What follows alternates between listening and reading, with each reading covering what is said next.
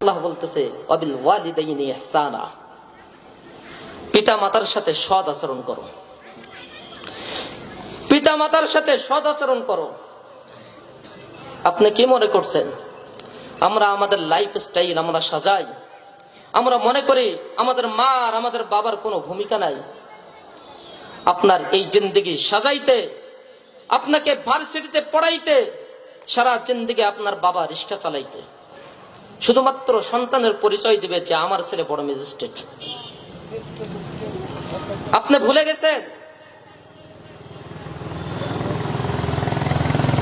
আপনি ভুলে গেছেন মা শুধুমাত্র আপনাকে দুধ পান করাইছে তা নয়, মা তার শরীরের রক্ত পান করাইছে আপনাকে। কিন্তু আজকে ওই মা অসুস্থ হয়ে পড়ে আছে, আপনি টাকা ব্যাংকে রেখে আসতেছেন, মা চিকিৎসা করবেন না, দিবেন না, পায় সম্পদ চলে যাবে, সম্পদ আবার পাওয়া যাবে, মা চলে যাবে তো মা মিলবে না, মা মিলবে না। আমি আপনাদেরকে ইসলামের আলোকে কিছু বাস্তবতা বুঝাই। আপনি রোডে অ্যাক্সিডেন্ট করবেন, আপনি হাসপাতালে 40 দিন আপনি হাসপাতালে থাকবেন, 40 দিন আপনার মা আপনার মাতার কাছে বসে থাকবে, মা কখনো চলবে না। আপনার বন্ধু যাবে আসবে চলে যাবে আবার আসবে, কিন্তু মা কন্টিনিউ 40 দিন আপনার মার কাছে থাকবে। আমার ছেলে আপনি পেশাব পায়খানা করে দিবেন, ঘৃণায় কেউ যাবে না, কিন্তু মা তার হাত লাগায় পায়খানা গেলে পরিষ্কার করে দিবে। ইসলাম, ইসলাম আসলে আক্ষেপের সাথে বলি, আমাদের সন্তানরা কেন আমাদের আনুগত্যশীল না? কেন আমরা তো সন্তানের লাইফ স্টাইল ইহুদি খ্রিস্টানদের মতো সাজাই, কোরআনের শিক্ষা দেই না আমরা। যে ইংরেজরা এই দেশ থেকে কোরআনুল কারীমের শিক্ষা বিদায় দেওয়ার জন্য ওরা আমরণ কোরআনুল কারীমের যারা স্কলার ছিল তাদেরকে হত্যা করেছে, হাজার হাজার উলামা ইকরামকে তারা হত্যা করেছে, ৮৬,০০০ কোরআনুল কারীমের প্রতিষ্ঠান বন্ধ করে দিয়েছে। ওই ইংরেজদের অনুসারী আমরা হই। তা আপনার সন্তানকে আপনি ইংরেজের অনুসারী বানান, তাহলে আপনার সন্তান ইংরেজদের মতো আপনার সাথে আচরণ করবে না তো কি করবে? ওরা যেরকম মার বাবার কখনো পরিচয় দেয় না, আপনার সন্তানও তো তাই হবে, মা বাবার পরিচয় দিবে না। পরিস্থিতি তাই কিনা বলেন? আপনারা একটা নজির দেখান, কোরআনের শিক্ষায় শিক্ষিত একটা মানুষ তার বাবা মার সাথে নাফরমানি করে না। কোরআনের ইলম পাইছে, মা বাবার নাফরমানি সে করতে পারে না। হ্যাঁ পড়ছে, কোরআনের ইলম পাই নাই, নাফরমানি করে। পাবেন না। সন্তানকে কোরআনের শিক্ষা দেন, সন্তানকে দ্বীনি শিক্ষা দেন, তাহলে দেখবেন আপনার পরিবার জান্নাতি পরিবারে পরিণত হয়ে গেছে। মাকে ইজ্জত দেন, বাবাকে ইজ্জত দেন, আপনার মা আপনাকে ইজ্জত দিবে।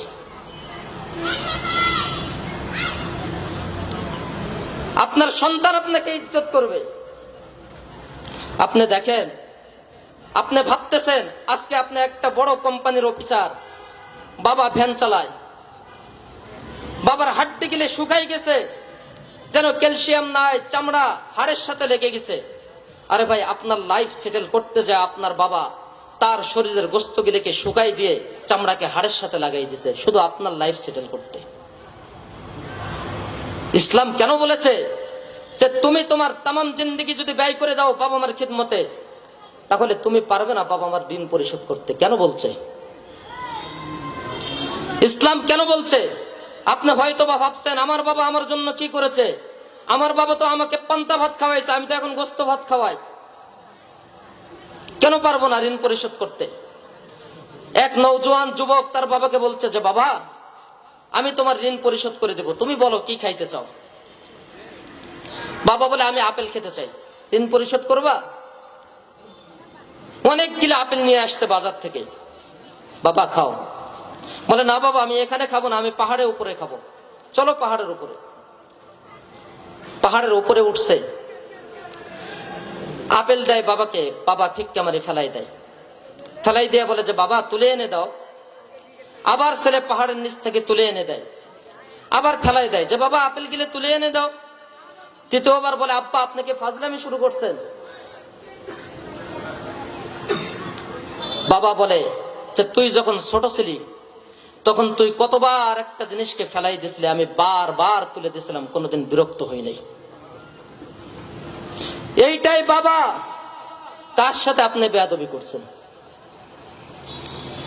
মা, আপনার মা তো আপনাকে ছোট থেকে লালন পালন করছে, বড় করছে, নিজে খাইনি, সারাদিন পরিশ্রম করে, হাড় ভাঙা পরিশ্রম করে। বাবা এক কাপ চা খায় না বাজারে, কেন? আমি যদি চা খেয়ে ফেলি তাহলে আমার সন্তানের জন্য আমি বিস্কিট কিনতে পারবো না। বাবা বিস্কিট কিনে নিয়ে আসে, সন্তান ঘুমায়, পায়ের সাথে গাল লাগাই দিয়ে আব্বু বলে ডাক দিয়ে তুলে খাওয়ায়। আপনি বারবার পেশাব পায়খানা করে দিয়েছেন, কখনো ফেলাই দেয়নি, পায়খানা করে দিছে, ফেলাই দিয়েছেন কোনোদিন সন্তানকে?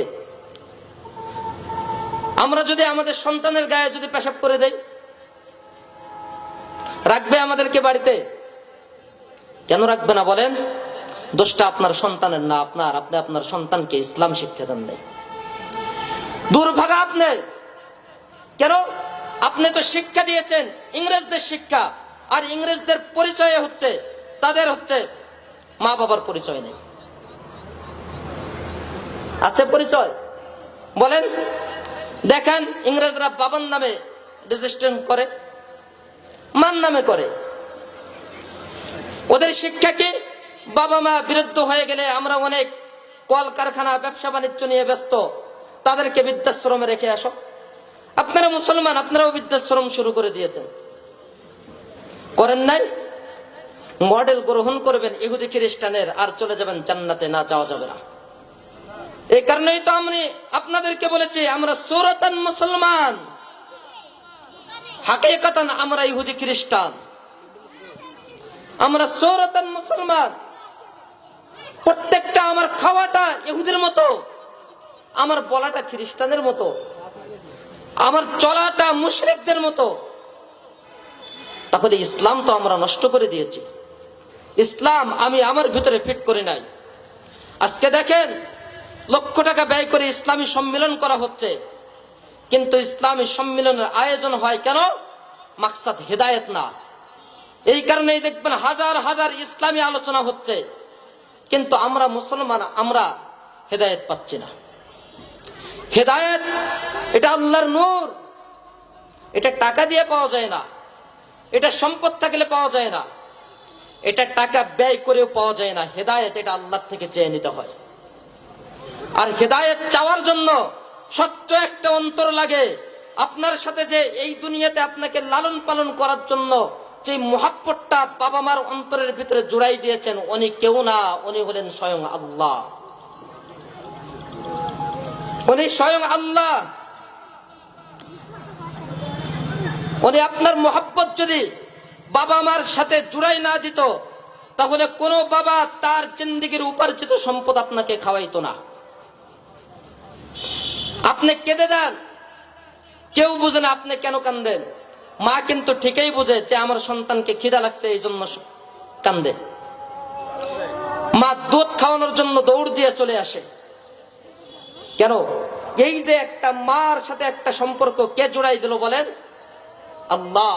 ওই আল্লাহ তার জাতের সিফত, তার সাথে কথা বলার জন্য আল্লাহ নিজেই কোরআনুল কারীম নাজিল করেছে যে কথা বলো, আমার সাথে যদি কেউ কথা বলতে চাও তাহলে কোরআনুল কারীম তেলাওয়াত করো, আর আমার সাথে কেউ যদি মিলিত হতে চাও তাহলে আমাকে সিজদা দাও, সালাত আদায় করো, তাহলে তোমার সম্পর্ক আমার সাথে হয়ে যাবে। আর আল্লাহ যখন রাগ হন, আল্লাহ আপনার উপর রাগ হয়েছেন কিনা আপনি বুঝবেন কেমনে?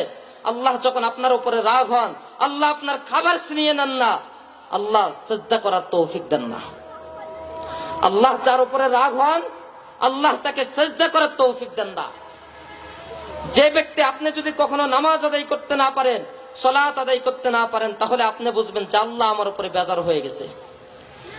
তাই আমি আপনাদেরকে আহ্বান করব, আল্লাহ রাব্বুল আলামিন আমাদের সকলকে কোরআনুল কারীম বিশুদ্ধ তেলাওয়াত করার তৌফিক দান করেন এবং 5 ওয়াক্ত সালাত জামাতের সাথে আদায় করার তৌফিক দান করেন। আমরা এখানে যারা উপস্থিত হয়েছে আমরা করব তো ইনশাআল্লাহ। দুনিয়াতে কোনো কিছু না চাইতে আল্লাহ দান করেন সবকিছু। আমার কপালে লেখা ছিল না যে আমি কোনোদিন হাফেজ মাওলানা মুফতি হব। দুনিয়াতে আগমনের পরে লেখা ছিল? কে বানাইছে বলেন? আল্লাহ তাআলা বানাইছে, কিন্তু আমার ইচ্ছায় আমি হতে পারি নাই। আপনি ইচ্ছা করলে দুনিয়াতে কিছুই হয় না, সবকিছু রবের ইচ্ছায় দুনিয়াতে হয়। রব না চাইলে দুনিয়াতে আপনি কিচ্ছু করতে পারবেন না। কিন্তু হেদায়েতটা এটা রবের পক্ষ থেকে হেদায়েতের বাণী আর হেদায়েতের বার্তাবাহককে আল্লাহ পাঠাই দেন। সরাসরি হেদায়েতটা আপনাকে চেয়ে নিতে হয়। এজন্য আল্লাহ রাব্বুল আলামিন আমাদের সকলকে হেদায়েত দান করেন। সকলে বলি আমিন। যতটুকু আলোচনা করা হলো এর উপরে আমাদের সবাইকে আমল করার তৌফিক দান করেন। বিশেষ করে আমার এই এলাকার মানুষগুলোকে আসলে অন্তর থেকে মহব্বত করি। মহব্বতটা আর দেখানো যায় না, এটা বোঝানো যায় না। আসলে এই ইসলামী সম্মেলনগুলো মূলত ইসলাহের জন্য করা হয়, নিজেদের আত্মশুদ্ধির জন্য করা হয়, আত্ম অহংকারের জন্য নয়। যে আমাদের মাহফিলে এত বড় বক্তা আসছিল, আমাদের মাহফিলে এত বড় স্কলার আসছিল, আমাদের আলোচনা এত সুন্দর হয়েছে, এটার জন্য না। আমরা নিজেদেরকে চেঞ্জ করে নিয়ে, আমরা আগে ইহুদি খ্রিস্টানদের মতো আমাদের কালচার ছিল, আমরা কথায় মিথ্যা বলতাম, আমরা সুদ খাইতাম, চেনা করতাম, ব্যভিচার করতাম, সবকিছু ছেড়ে দিয়ে আমরা আল্লাহর বান্দায় পরিণত হয়ে গেছি। এই জন্য ইসলামী সম্মেলন, এই জন্য ইসলামী সম্মেলন আমাদের। মূলত ইসলামী সম্মেলন অনেক হয়, মানুষ হেদায়েত পায় না। মূল কারণ হচ্ছে এটা, আমরা হেদায়েতের উদ্দেশ্যেই করি না। আমরা হেদায়েতের উদ্দেশ্যেই করি না। আমরাই বলি জান্নাতি বাগান, জান্নাতি বাগান বলে প্রচার করছি, কিন্তু জান্নাতি বাগানে আমরাই আসতেছি না। তাহলে জান্নাতে যাব কোথা থেকে বলেন? জানতেছি জান্নাতি বাগান, কিন্তু আমি আছি বাজারে। আসলে তো ভাই আল্লাহ তাআলাও চেক করেন বান্দাকে, তার কলবের অবস্থা কি। দেখেন না, স্বপ্নপুরী যদি আপনি যান, আর যদি আপনার কাছে টিকিট না থাকে, আপনাকে ঢুকতে দিবে? ঢুকতে দিবেন? আপনাকে বের করে দিবে, ধাক্কা দিয়ে বের করে দিবে। যত উন্নত মানের জায়গা, তত তো উন্নত মানের চেকপোস্ট বসানো আছে, তাই না? এই জন্য কোরআনুল কারিমের প্রতিষ্ঠান, কোরআনুল কারিমের আলোচনা সভাগুলা, এগুলা উন্নত মানের জায়গা। আল্লাহ তার কুদরতি সিসি ক্যামেরা দিয়ে নিয়ন্ত্রণ করেন, এবং আল্লাহ তাআলা তার কুদরতি ফেরেশতা দিয়ে চেক করেন, চেকপোস্ট বসায় রাখছে। যাদের অন্তরের ভিতরে সমস্যা আছে, ওকে বাজার থেকে আল্লাহ ঘুরাই নিয়ে যাবে, মাহফিলে আসতে দিবে না।